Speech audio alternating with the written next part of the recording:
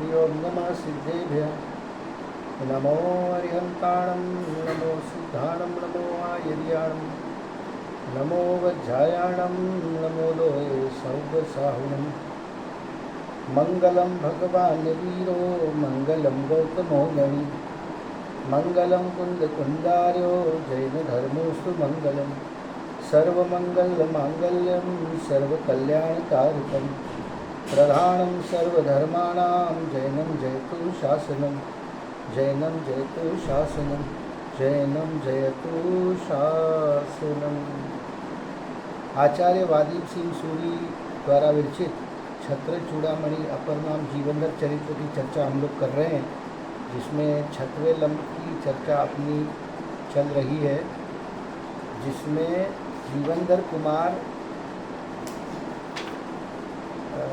एक जगह पर पहुँचे, वहाँ पर भगवान की स्तुति की। दक्षिण नाम के देश के सहस्त्रकूट जिन मंदिर में पहुँचे, वहाँ पे शांतिनाथ भगवान की स्तुति कर रहे थे। उनके स्तुति करते ही जो बहुत लंबे काल से जिन मंदिर के सहस्त्रकूट मंदिर के जो द्वार बंद थे, किवाड़, वो स्वयं खुल गए और उनके खुलते ही एक अपरिचित व्यक्ति जिसका नाम गुणभद्र था, वो सुभद्र नाम के सेठ का नौकर था, वो वहीं पे विराजमान इसलिए रखा हुआ था कि ये किवाड़ किसके द्वारा खुले जाएं, उनको तुम सेठ सुभद्र के पास लेके आओ। इसके लिए वो वहाँ पे नियुक्त किया गया था। तो उसने देखा कि जीवनधर कुमार ने जैसे ही मंत्र पढ़े, दरवाजे खुल गए, तो वो सहर्ष जीवनधर कुमार के पास आया। ये अपनी पिछली वांचना में अपनी चर्चा हुई थी। आज अपने को पेज नंबर 300 से श्लोक नंबर 39 से आगे बात को बढ़ाना है। जीवनधर कुमार द्वारा अपरिचित का परिचय पूछना। स्वामी तु तं समालोक्य कस्त्यमार्येति पुष्टवान् प्रभूणां प्राभवं नाम प्रणतेश्य वेकरूपता। अन्वयार्थ। फिर जीवनधर स्वामी ने उसको देखकर हे आर्य तुम कौन हो, इस प्रकार पूछा। अत्र नीति निश्चय से विनयी पुरुषों में दूसरों को अपने समान समझना ही बड़े पुरुषों की प्रभुता अर्थात बड़प्पन है। देखिए, कहानी तो इस तरह से आगे बढ़ी कि वो जो अनजान व्यक्ति था, उसने वो जीवनधर स्वामी के पास आया, तो जीवनधर स्वामी ने उसको उसका परिचय पूछा और पूछने के लिए हे आर्य ऐसा संबोधन किया उसको। और निश्चय से नीति का श्लोक ये बता दिया कि विनयी पुरुष जो होंगे वो दूसरों को भी अपने समान ही जानेंगे, वो अपने से नीचा नहीं जानेंगे, अपने समान ही जानते हैं और उसी तरह उनका आदर करते हैं। इसी से उनकी प्रभुता और बड़प्पन दिखाई देता है। सरलार्थ। अत्यंत विनय पूर्वक व्यवहार करने वाले उस आगंतुक व्यक्ति से जीवनधर कुमार पूछते हैं, हे सज्जन पुरुष, आपका शुभ नाम क्या है? कृपया अपना परिचय दीजिए। यह योग्य ही है कि विनयशील मनुष्य के साथ समानता और सम्मान का व्यवहार करना महापुरुषों की महानता है। ठीक है। नॉर्मली क्या होता है, कोई बहुत बड़ा पुरुष होता है और कोई नौकर चाकर आए तो उसको बहुत मतलब तू तड़ाक करके पूछते हैं, विनय रहित उससे बात करते हैं कि कौन है आप, कौन है तू, इस तरह से पूछ सकते हैं। लेकिन जो महान पुरुष होंगे वो सभी को अपने समान देखते हुए सभी को ससम्मान ही संबोधन करते हैं।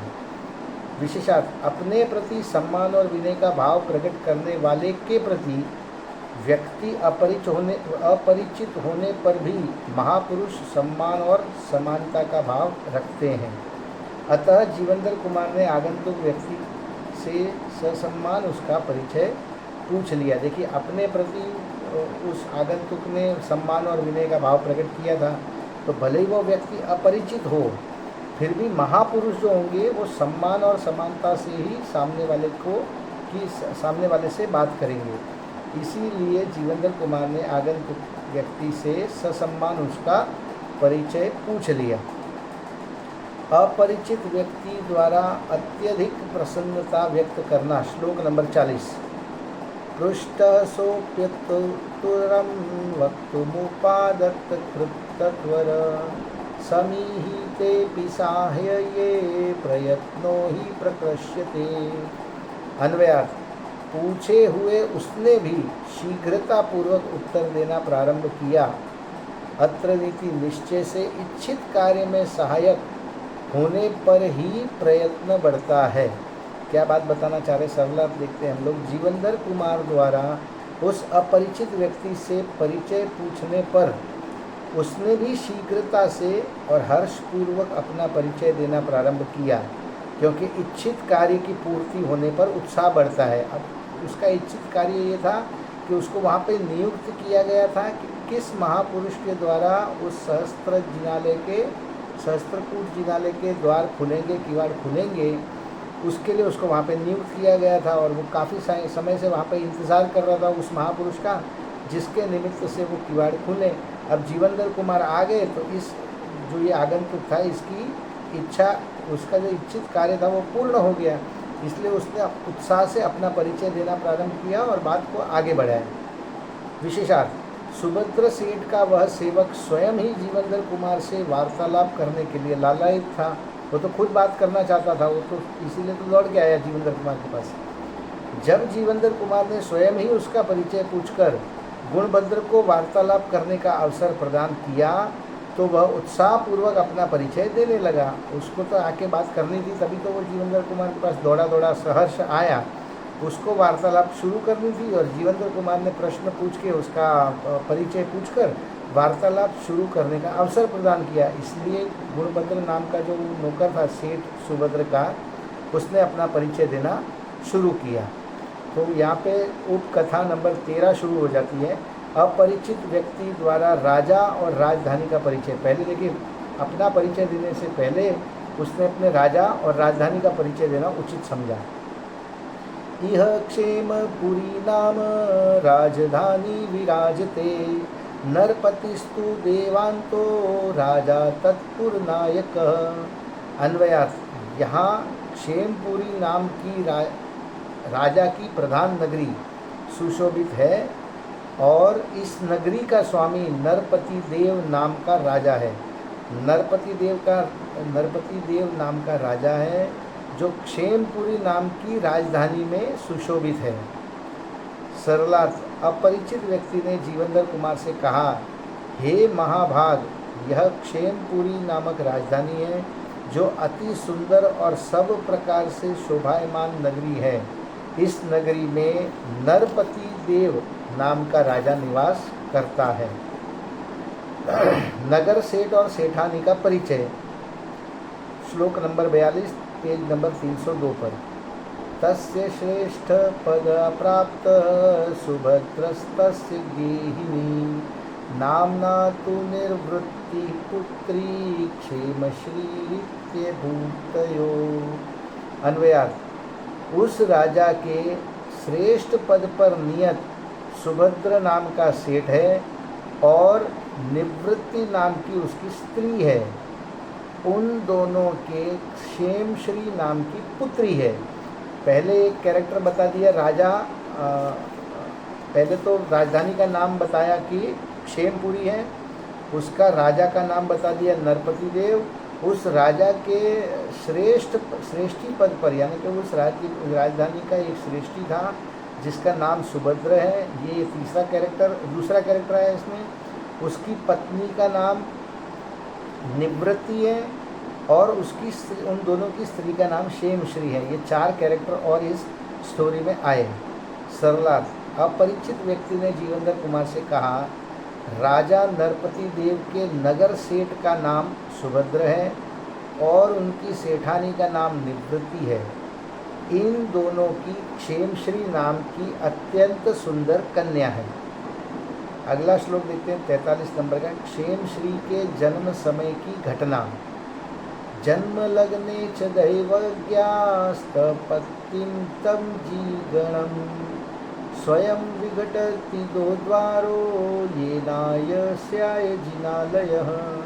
अन्वयार्थ, इस कन्या के जन्म समय में जिस पुरुष के निमित्त से यह जिन मंदिर स्वयं खुले हुए द्वार वाला हो जाएगा, वह उसका पति होगा। ऐसी ज्योतिषियों ने ऐसा ज्योतिषियों ने निश्चय किया था। क्या निश्चय किया था? क्षेम श्री के जन्म के समय में, मतलब समझ लीजिए कि जब से क्षेम श्री का जन्म हुआ है उसके कुछ काल पहले से वो सहस्त्रकूट जिनालय की किवाड़ बंद है। तो जो ज्योतिष आए थे उसने क्षेम श्री की कुंडली बनाकर देखी और ये बताया कि जिस महापुरुष के निमित्त से ये जिन मंदिर के किवाड़ खुल जाएंगे वही महापुरुष इस क्षेम श्री का पति होगा।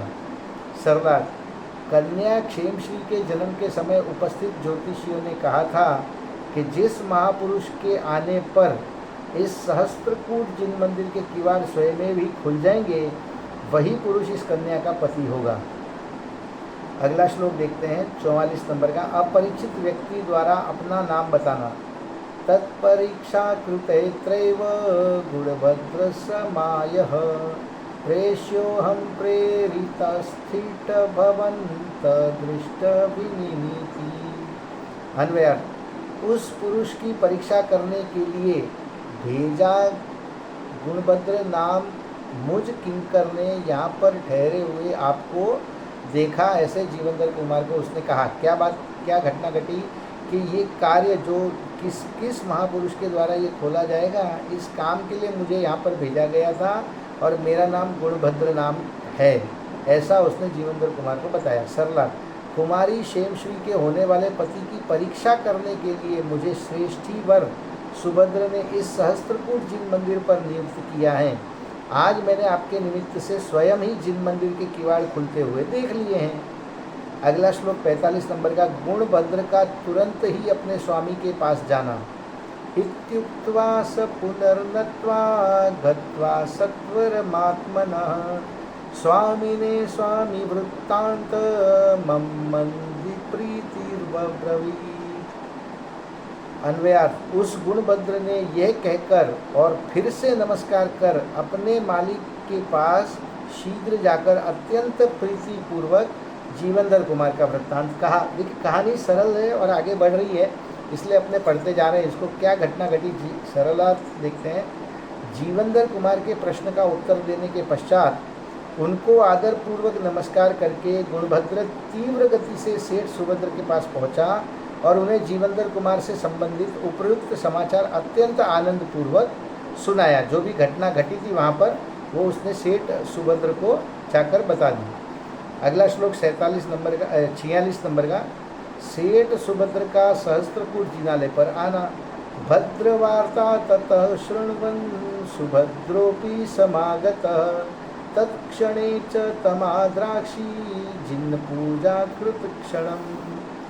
अन्वयार्थ, इसके अनंतर सुभद्र सेठ भी इस उत्तम बात को सुनकर उसी समय वहाँ आए और उस समय जिनेंद्र पूजा करने में किया है उत्सव जिन्होंने, ऐसे उन जीवनधर कुमार को देखा। वहाँ पर पहुंचकर उन्होंने जीवनधर कुमार को देखा जिन मंदिर में। सरला, गुणभद्र नौकर से उक्त समाचार सुनकर सेठ सुभद्र तुरंत ही सहस्त्रकूट जिनालय पर आए और वहाँ अति उत्साहपूर्वक जिनेंद्र भगवान की पूजा करते हुए जीवनधर कुमार को देखा। अगला श्लोक 47 नंबर का। सुभद्र सेठ को जीवनधर कुमार के वैभव का परिज्ञान होना।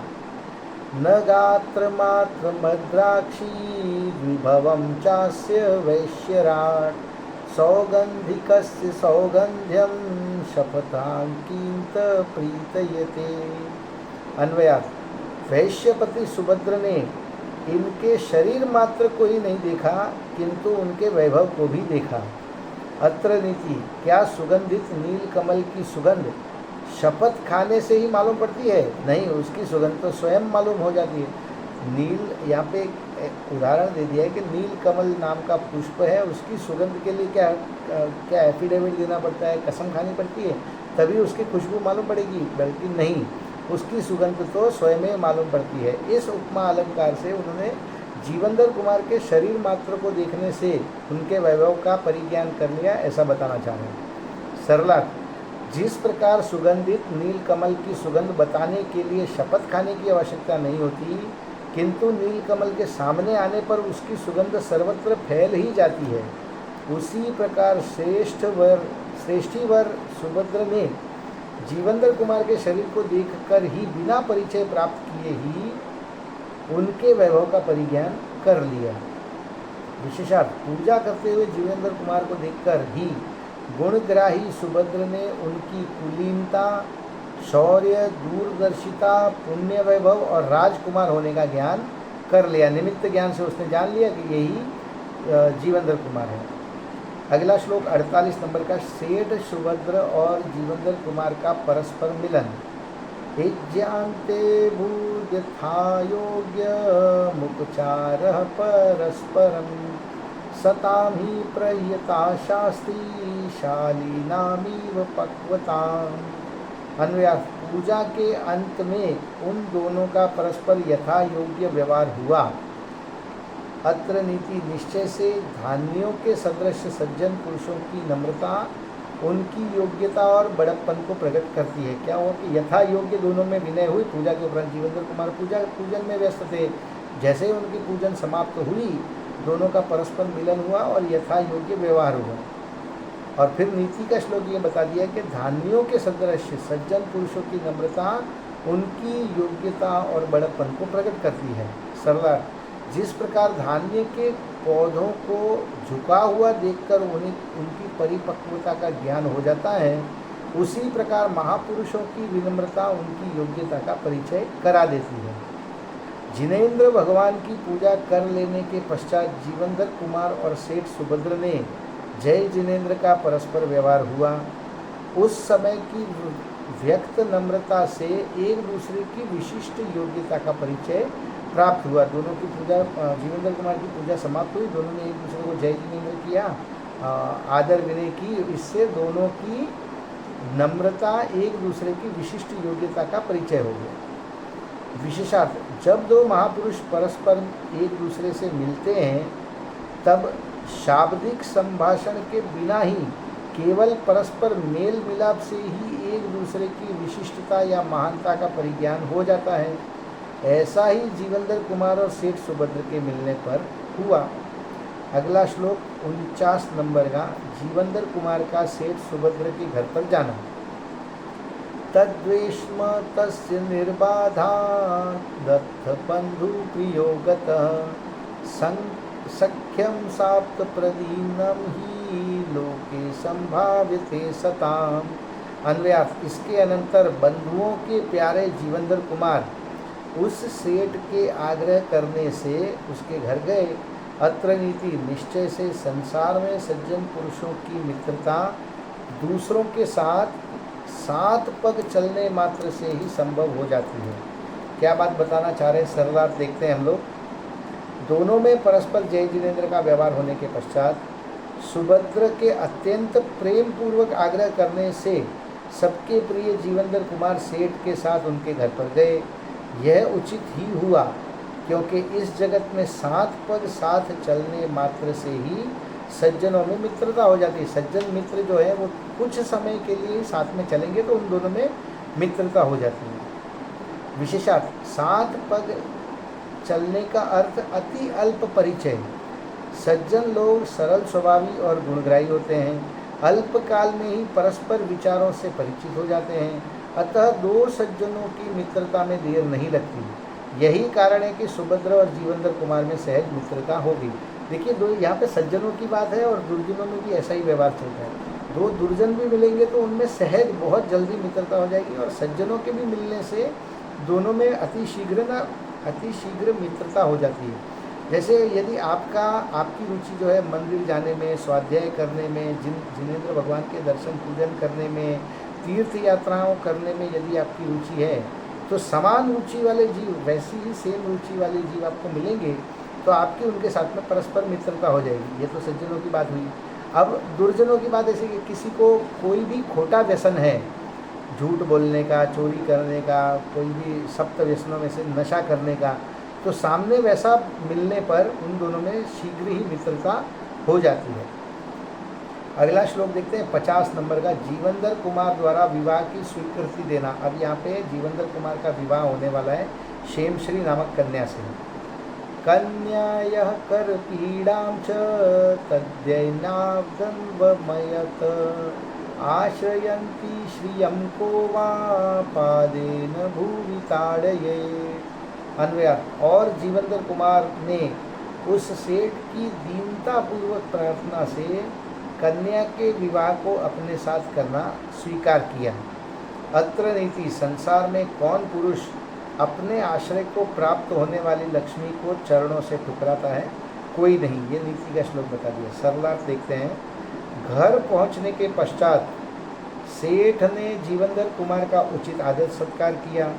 तत्पश्चात सेठ सुभद्र ने अत्यंत विनम्रता के साथ जीवनधर कुमार को क्षेमश्री के जन्म के समय ज्योतिषियों के द्वारा कहे हुए वचनों का परिग्रहण कराया तथा अत्यंत प्रेम और आग्रह पूर्वक क्षेमश्री से विवाह करने का पुनः पुनः निवेदन किया। वही घटना जो उस नौकर गुणभद्र ने सुनाई थी, वही यहाँ पे उन्होंने सेठ सुभद्र ने फिर से उन्हें सुनाई कि आपके निमित्त से सहस्त्रकुल जिनालय के द्वार खुले हैं और इसके जन्म के समय ज्योतिषियों ने ये भविष्यवाणी की थी कि जिसके निमित्त से ये जिनालय के द्वार खुलेंगे वही इसका स्वामी होगा।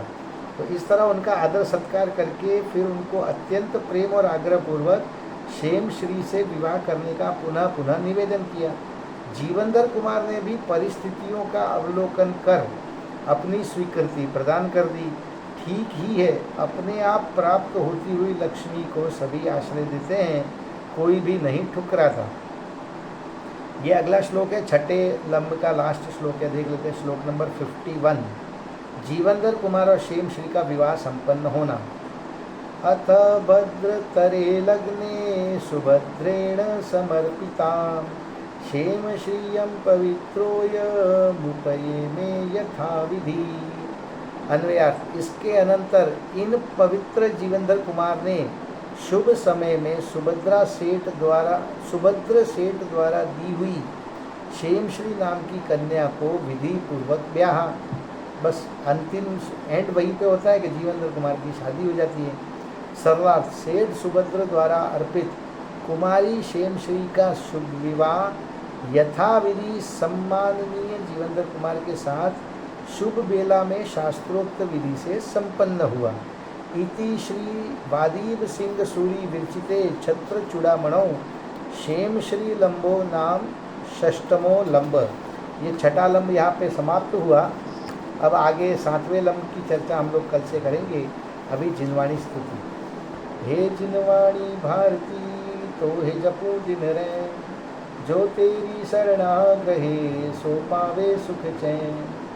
जावाणी के ज्ञान ते सूझे लोकालो, सो वाणी मस्तक नमो सदा देत हूँ डो। बोलिए जिनवाणी मात की जय हो। सनातन दिगंबर जैन धर्म की जय हो।